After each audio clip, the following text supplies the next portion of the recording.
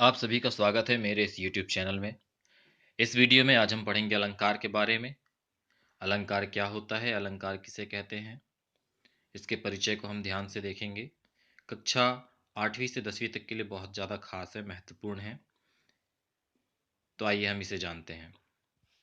सबसे पहली चीज़ है अलंकार। अलंकार होता क्या है? अलंकार दो शब्दों से मिलकर बनता है अलम, धन, कार।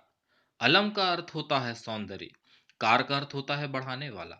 सौंदर्य को बढ़ाने वाला अर्थात अलंकार।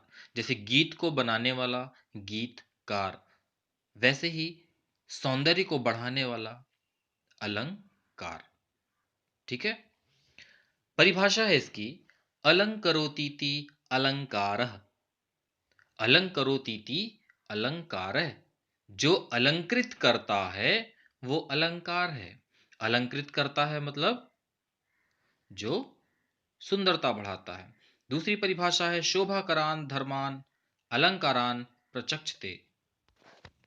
अर्थात शोभा बढ़ाने वाले धर्मों को ही अलंकार कहा जाता है, जैसा कि परिभाषा से स्पष्ट है।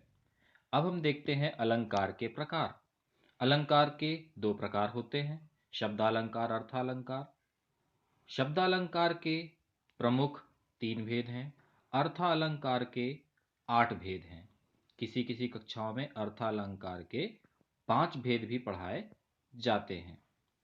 कुछ विद्वान हैं जो अलंकार का तीसरा प्रकार भी मानते हैं उभयालंकार के रूप में, तो इसे हम इसमें अध्ययन नहीं करेंगे। आप अपने पाठ्यक्रम के हिसाब से आप देख सकते हैं। शब्दालंकार।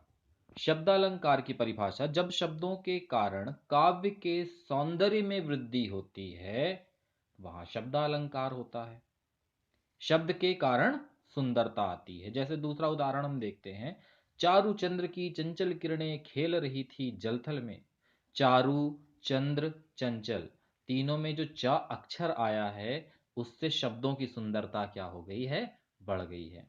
इन शब्दों से काव्य की सुंदरता बढ़ गई है, तो यहां पर शब्दा अलंकार होगा। अब है अर्थालंकार। अर्थालंकार जहां काव्य में शब्द के कारण नहीं बल्कि अर्थ के कारण सौंदर्य उत्पन्न होता है वहां अर्थालंकार होता है। भाई शब्दों से हमें मतलब नहीं है, हम उसके अर्थ में देखेंगे। यदि अर्थ समझने के बाद हमें अच्छा लगेगा, उसमें सुंदरता दिखेगी, तो वहां पर अर्थालंकार है। जैसे यहाँ है, नदियां ऐसी पड़ी अपार घोड़ा कैसे उतरे पार। राणा ने सोचा इस पार तब तक चेतक था उस पार।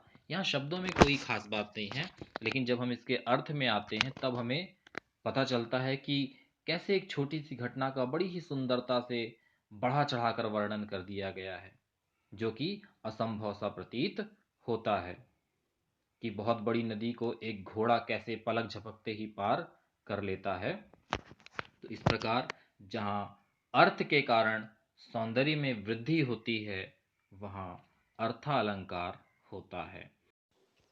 तो इस प्रकार हमने शब्दालंकार और अर्थालंकार की परिभाषा हमने जानी, देखी, हमने उसे समझा। अब यदि हम शब्दालंकार के भेद और अर्थालंकार के भेद जानना चाहते हैं उनके बारे में, तो इसे हम आप देख सकते हैं मेरे नेक्स्ट वीडियो में पार्ट 2 के रूप में। तो तब तक के लिए धन्यवाद।